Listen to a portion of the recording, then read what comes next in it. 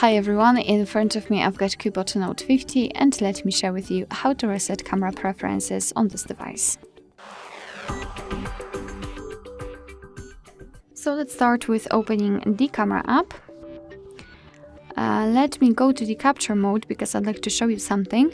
I hope that you can see those grid lines. I've applied them before I've started the recording because after resetting the options, they should disappear, so it will be our evidence that the reset option worked.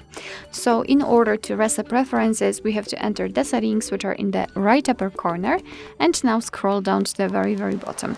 Now let's tap on Restore Defaults and tap on Done. And as you can see, we just got back to the camera and the green lines are not visible, which means that we just successfully reset all camera preferences. Alright, so that will be all. Thank you so much for watching. I hope that this video was helpful, and if it was, please hit the subscribe button and leave the thumbs up.